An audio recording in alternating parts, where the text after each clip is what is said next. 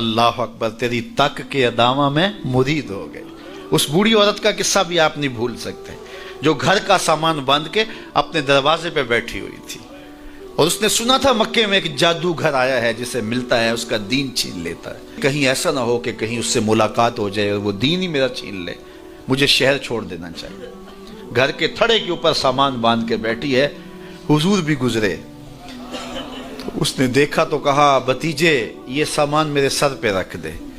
حضور نے سامان اٹھایا، دیکھا تو بوجھل تھا، وزنی تھا، اور بڑھیا کو دیکھا تو کمزور تھی، تو کہا کہ بڑھیا اگر چاہو تو جہاں چاہتی ہو میں خود نہ چھوڑا۔ اس نے کہا اس سے بڑی مہربانی کیا ہوگی؟ حضور نے سامان اٹھایا ہوا ہے اور بڑھیا سے باتیں بھی کرتے جا رہے ہیں۔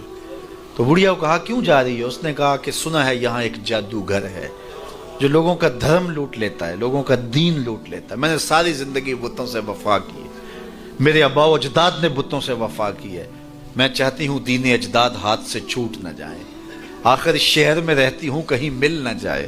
خیر حضور نے کچھ نہیں کہا، اس کا سامان نہیں پھینک دیا کہ ٹھیک ہے تم پھر جاؤ۔ سامان اس کا اٹھایا اور جہاں تک اس نے جانا تھا سامان پہنچایا، سامان سپرد کر کے واپس پلٹنے لگے تو اس نے کہا بچے اپنا نام تو بتا دے، لوگ کہیں گے کہ مکہ چھوڑ آئی ہو تو بتاؤں گی ایک جادوگر کے دکھ سے چھوڑ آئی ہوں، تو وہ کتنا برا بھلا کہیں گے شہر مکہ کو کہ جس مکہ سے لوگ نقل مکانی کرنے پہ مجبور ہو گئے، تو میں انہیں یہ بھی بتاؤں گی کہ جس مکے میں جادوگر رہتا ہے اتنا اچھا نوجوان بھی رہتا ہے، تو تیرا نام لیا کروں گی، تیرے قصیدے پڑھا کروں گی۔ تو حضور علیہ السلام مسکرا پڑے، کہا بڑھیا جس جادوگر سے بھاگ کے آئی ہے وہ تیرے سامنے کھڑا ہے۔ اس نے کہا سچ سے آپ ہی محمد ہیں؟ حضور نے فرمایا نام میرا یہی ہے۔ تو اس نے کہا پھر آپ کا جادو میرے پہ چل گیا ہے۔ اللہ اکبر، تیری تک کے ادامہ میں مرید ہو گئے، لوگوں کی خدمت کریں، بوڑھوں کے کام آئیں، دکھیوں کے کام آئیں، مصیبت زدہ کے کام آئیں۔ حضور یتیم ہو کے یتیم پرور تھے، لاچاروں کی مدد کرتے، لوگوں کے گھروں میں پانی بھر کے دے دیتے، اور دکھیوں کے کام آ جاتے اور مصیبت زدوں کے کام آ جاتے۔ تو حضور سے پیار کرنے والوں، امت میں آپس میں حسد نہ پھیلاؤ، بغض نہ کرو، نفرتوں کے پہاڑ کھڑے نہ کرو، ایک دوسرے سے پیار کرو، جڑو، امت وحدہ بنے، اور اپنے ماحول کو، اپنی معاشرت کو ایک خوبصورت معاشرت کا رنگ دو، اور اپنی زندگی کو حضور کے نام کر دو۔ حضور علیہ السلام کی محبت سے معاشرے کے دکھ جو ہیں وہ سمیٹے جا سکتے ہیں۔ آقا کریم علیہ السلام نے محبت سے ہی معاشرت کو جو ہے وہ اپنے قریب کیا، اور لوگ ایمان کی دولت سے مالا مال ہو گئے۔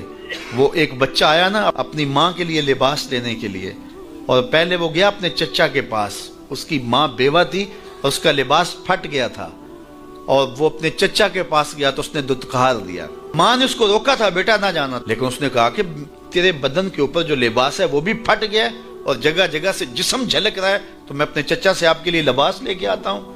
پھر جو رویہ اس نے اختیار کیا تو واپس روتا ہوا آ رہا تھا، تو کسی نے راستے نے پوچھا کہ کیا ماجرا ہوا؟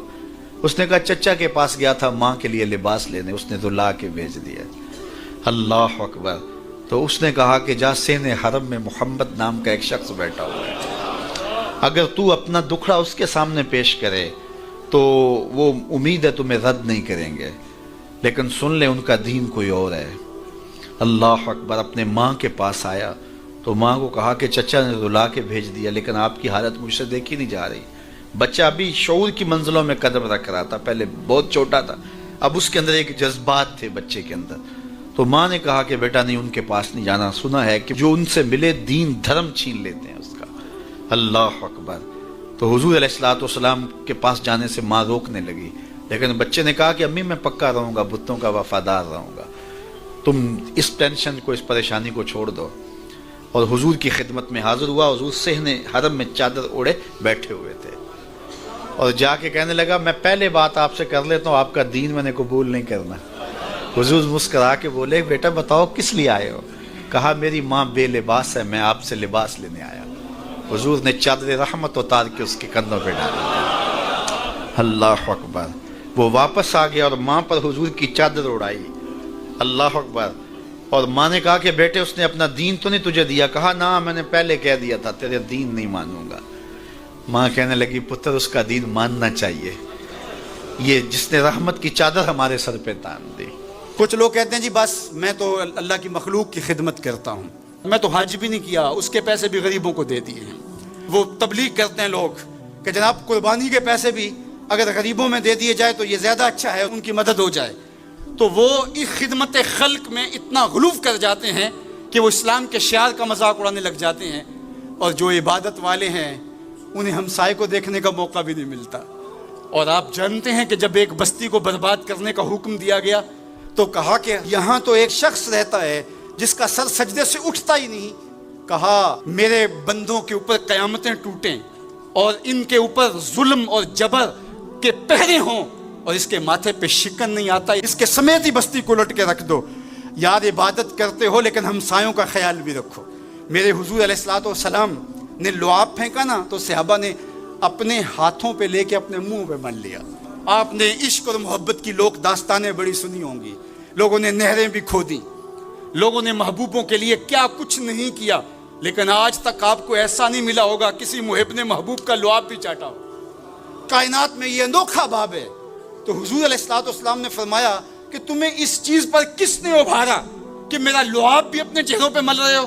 انہوں نے کہا اللہ اور اس کے رسول کی محبت نے۔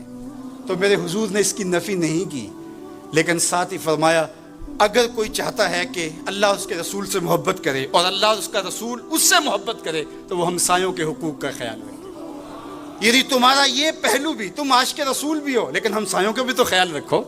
تمہارے گھر پہ جھنڈا تو لگا ہے حضور کے میلاد کا، لیکن اگر ہمسایوں کے گھر میں اندھیرا ہے تو یار اپنے گھر میں اس سال اگر چراغاں نہیں کر سکے، غریب ہمسائے کا میٹر کٹ گیا اس کا بل دے دو، آمنہ کا لال زیادہ خوش ہوگا، میلاد والا رسول زیادہ خوش ہوگا۔ اس لیے دونوں پلڑے برابر رکھو، نہ تو عبادات کے زعم میں تم خدمت خلق کو اور ہمسایوں کے حقوق کو، رشتہ داروں کے حقوق کو بھول جاؤ، اور نہ یہ کہ تم خدمت خلق کے نام پہ عبادات کا مذاق اڑانے لگو۔ وَكَذَلِكَ جَعَلْنَاكُمْ أُمَّةً وَسَطًا۔ ادارت المصطفیٰ دونوں بازوؤں کے ساتھ اڑنے کی فکر رکھتا ہے، اور امت وسط کے مزاج کو لوگوں میں راسخ کرنا شروع ہوتا ہے۔ ظاہر ہے جب کبھی اس بازو پہ زور پڑے تو کبھی اس بازو پہ زور پڑے تو بازو جھکنے لگتے ہیں، تو میرا اللہ مدد کرتا ہے، نصرت دیتا ہے۔ تو کبھی ہمارے کسی بازو پہ فتویٰ بھی آ کے جو ہے وہ زور ڈالتا ہے، کبھی کسی فتوے کا میزائل لگتا ہے، لیکن ہم تو بلے شاہ کی بولی میں کہتے ہیں بلے آلو کی تینوں کافر کافر آکھن تو آہو آہو آکھ۔ ہمارا کام الجھنا تھوڑا ہے، ہم نے تو آگے بڑھتے ہی چلے جانا ہے، اور ہماری منزل تو مدینہ ہے، ہم نے تو اس کی طرف عازم سفر رہنا ہے۔ ادارت المصطفیٰ ایک فکر کا نام ہے، اور وہ فکر جو مدینے کی ضیاؤں سے پھوٹتی ہے، گنبد خضرا کے جمال کی روشنی ہے، اور وہ مصطفی نہیں ہو سکتا جس کے دونوں بازو میں سے ایک بازو شل ہو۔ حضور کی امت سے جس کو پیار نہیں ہے، حضور کی امت سے جس کو محبت نہیں ہے، حضور کی محبتوں کا کبھی بھی